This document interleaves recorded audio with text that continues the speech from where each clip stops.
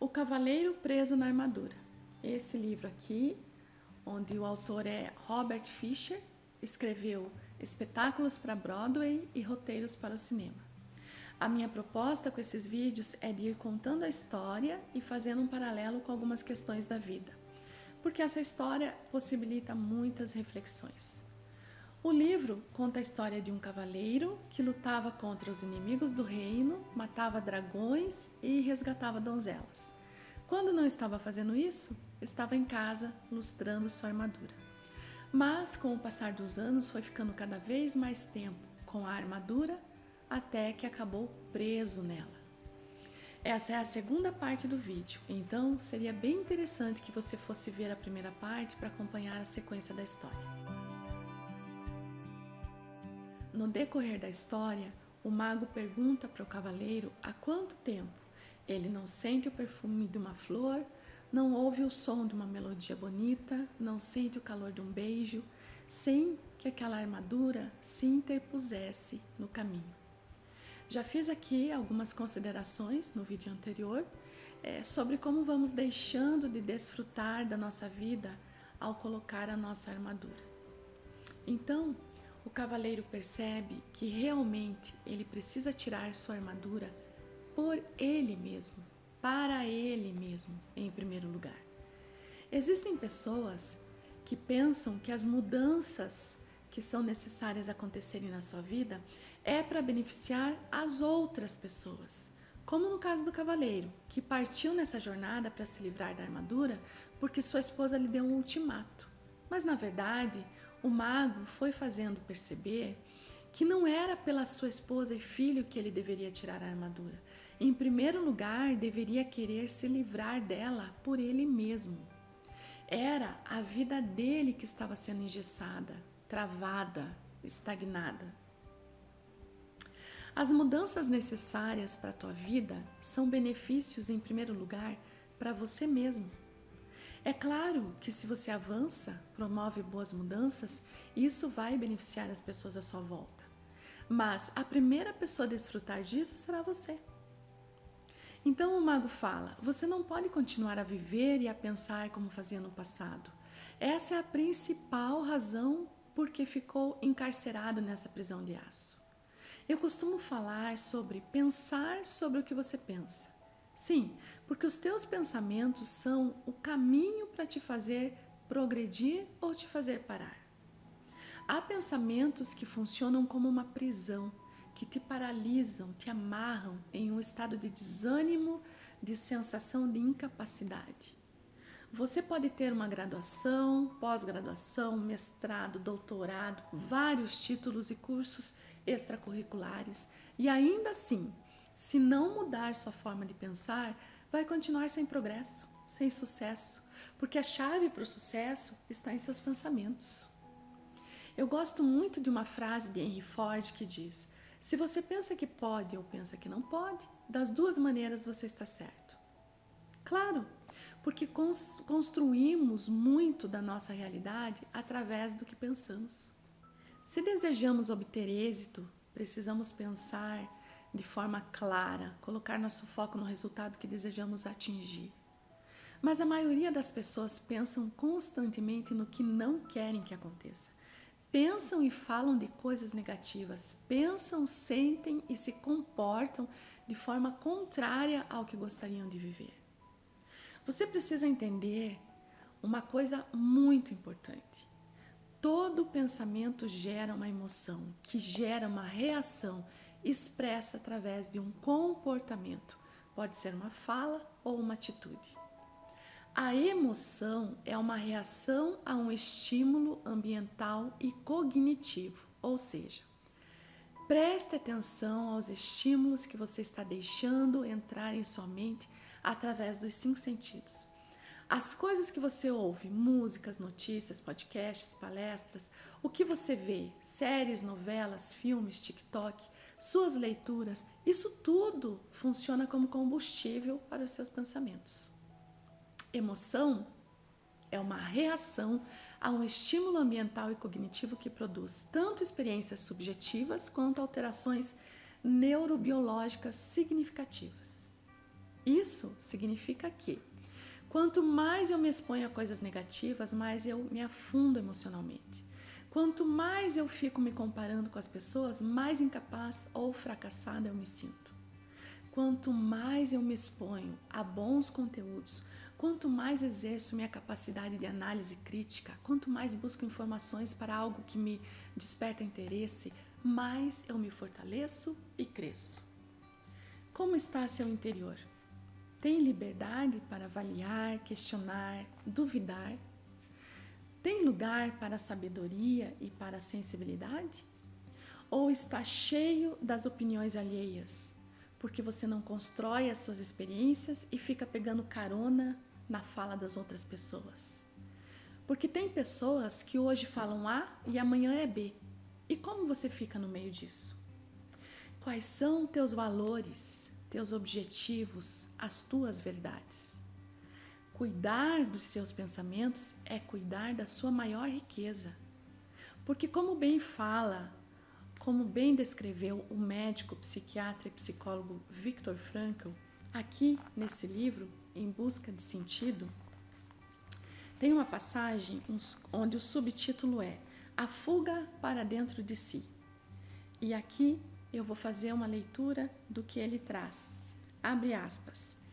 Pessoas sensíveis, originalmente habituadas a uma vida intelectual e culturalmente ativa, dependendo das circunstâncias e a despeito de sua delicada sensibilidade emocional, experimentaram a situação difícil externa no campo de concentração de forma, sem dúvida, dolorosa.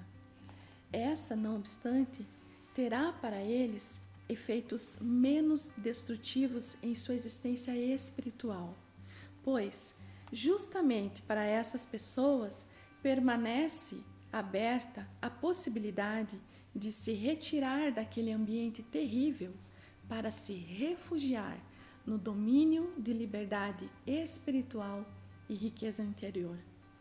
Essa é a única explicação para o paradoxo de, às vezes, justamente aquelas pessoas de constituição mais delicada conseguirem suportar melhor a vida num campo de concentração do que as pessoas de natureza mais robusta.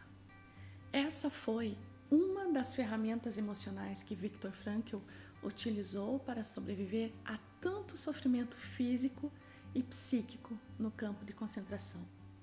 Então, ir para a academia é ótimo. Ter um corpo malhado é lindo e maravilhoso. Mas também precisamos aprender a valorizar nosso interior, nossa saúde mental. E um dos caminhos para isso é cuidar do que pensamos. Eu penso que isso explica o porquê tanta gente adoeceu na pandemia. Porque o isolamento social trouxe à tona as dificuldades emocionais, a fraqueza emocional da população mundial.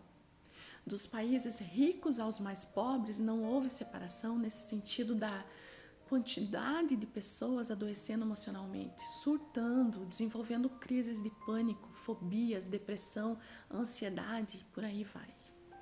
Entenda uma coisa, sua maior riqueza é a sua capacidade intelectual, sua saúde mental, seu equilíbrio emocional ou sua inteligência emocional. Proteja-a, filtre o que você internaliza, faça uma dieta de ideologias, de crenças limitantes, mensagens subliminares e tantos lixos que são depositados diariamente através de notícias, de músicas com letras pobres, baixas e videoclipes podres. Eleve a sua alma, tire desse nível. Você pode escolher para onde você vai direcionar sua atenção. Voltando à história, o mago fala ao cavaleiro que é comum as pessoas não terem consciência do caminho que estão seguindo e mostra para o cavaleiro que ele precisa seguir por aquele caminho e aponta para uma trilha escarpada, uma subida árdua, chamada o caminho da verdade. Então, o cavaleiro menciona que vai com seu fiel cavalo, ao que o mago diz: não, nesse caminho você precisa ir sozinho.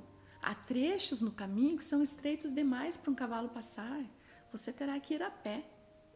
Ao ler essa passagem, me lembrei da psicoterapia. É um caminho seu, só seu e solitário.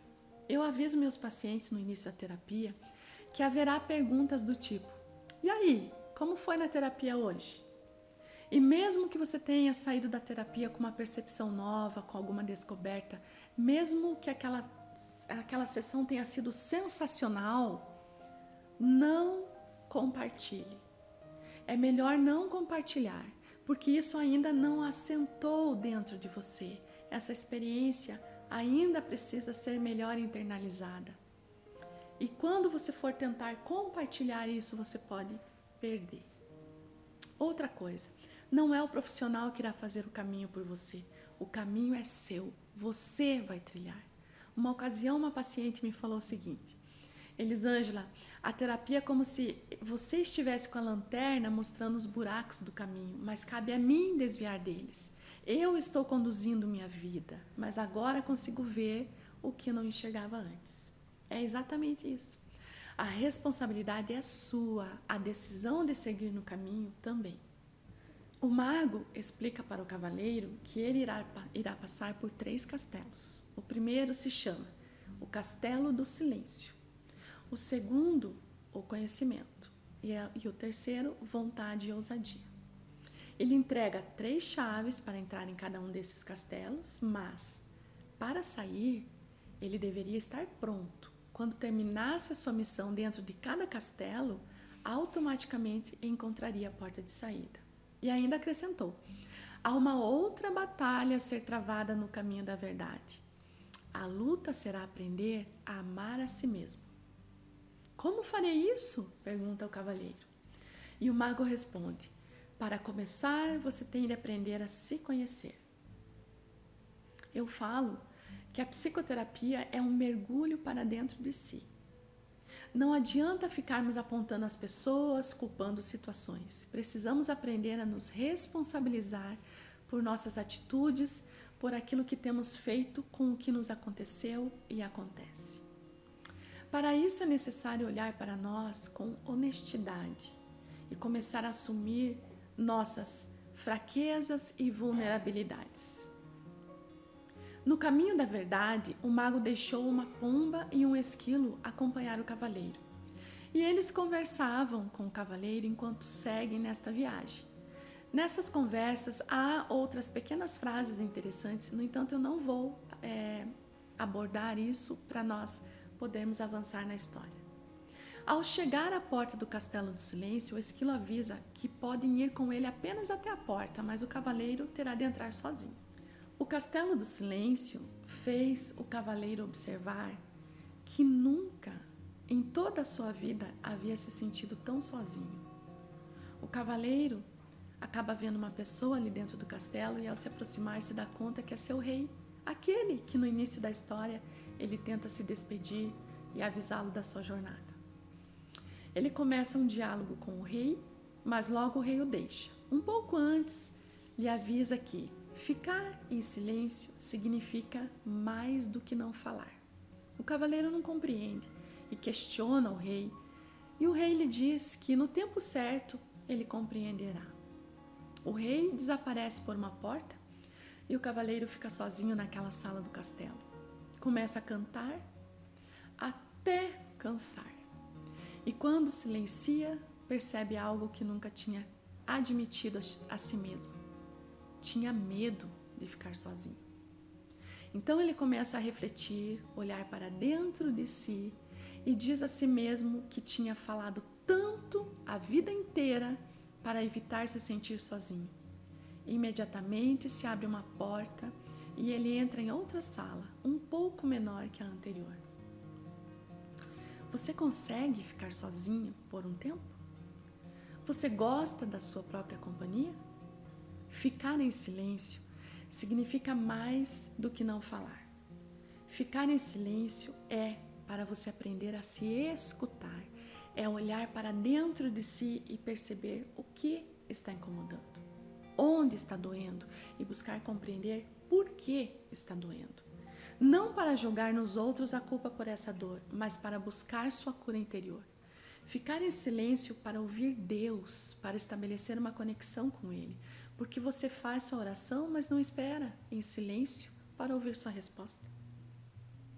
Você procura em alguns momentos, até propositadamente, estar só para desfrutar de si, pensar sobre determinadas coisas que está vivendo, refletir sobre sua vida, seus sonhos, seus desafios, ou ainda para aproveitar esse tempo para fazer algo que você gosta, uma caminhada, cozinhar, alguma coisa que lhe traz satisfação.